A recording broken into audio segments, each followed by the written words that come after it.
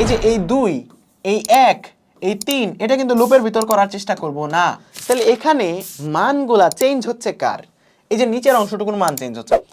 তুমি লুপের ভিতর বানাবা যেই সিকোয়েন্সটা আছে, যেই সংখ্যাটা চেঞ্জ হচ্ছে অ্যাকচুয়ালি, তার মানে প্রতিবার স্কোয়ার যোগ করা লাগতেছে। সো এই কাজটা তুমি খুব ইজিলি করতে পারবা যদি জাস্ট এই লুপটার যোগফল নির্ণয় করবা।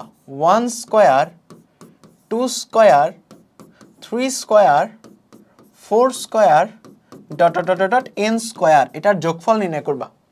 এটার যোগফল নির্ণয় করবা। এটার যোগফল নির্ণয় করবা, বুঝছো? তাইলে যোগফল নির্ণয় করব যেহেতু, সব কাজ আগের মতোই না ভাই ব্রাদার। আমি শুধু লুপের অংশটুকু লিখি, শুধু লুপের অংশটুকু আমি লিখতেছি। উপরে hash include stdio dot h int main এগুলো তোমরা লিখে নিও। আমি শুধু লুপের অংশটুকু লিখতেছি, ওকে? ঠিক আছে। তাহলে এটার জন্য তোমার এনটাকে ইনপুট নিতে হবে। মনে করো তুমি এনটা ইনপুট নিয়ে নিছো, আগের কাজগুলো মনে করো আগে করে ফেলছো। এইটুকু কাজ করতে পারবা না সবাই?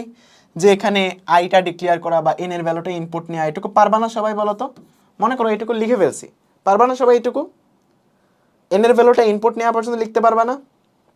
পারবা নাকি করে দিব? পারবা। না পারলে তোমার বাসায় যে মাইর দিয়ে আসবো। সো পারবা এইটুকু। এখন আমাদের এইটার জন্য একটা লুপ লিখতে হবে। তোমাকে লুপ যখন তুমি লিখবা, তোমাকে চিন্তা করতে হবে লুপে আমরা ওই ডেটাগুলো আনবো যেগুলো চেঞ্জ হচ্ছে। তাহলে এখানে মানগুলা চেঞ্জ হচ্ছে কার? এই যে নিচের অংশটুকুর মান চেঞ্জ হচ্ছে। 1 থেকে 2 হচ্ছে, 2 থেকে 3 হচ্ছে, 3 থেকে 4 হচ্ছে। তার মানে এটা চেষ্টা করব আমরা লুপের ভিতর তৈরি করার। তার মানে লুপের ভিতর কোনটুকু তৈরি করার চেষ্টা করব?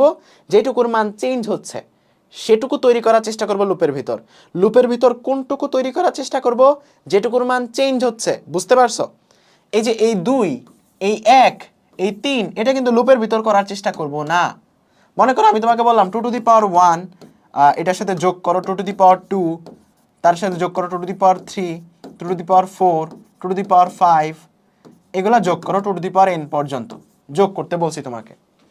এখন তুমি কিন্তু লুপের ভিতর ডিরেক্টলি এই ভ্যালুটা বানানোর চেষ্টা করবা না। লাইক এখানে 2, এইটুকুর মান কত? এইটুকুর মান 4, এইটুকুর মান 8, এইটুকুর মান 16।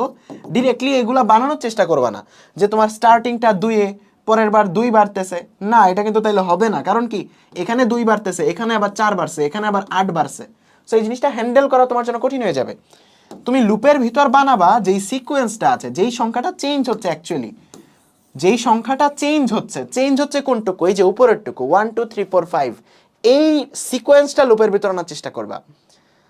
এই যে এখানে 1 2 3 4 5 এই সিকোয়েন্সটা লুপের ভিতর আনার চেষ্টা করবা, ঠিক আছে?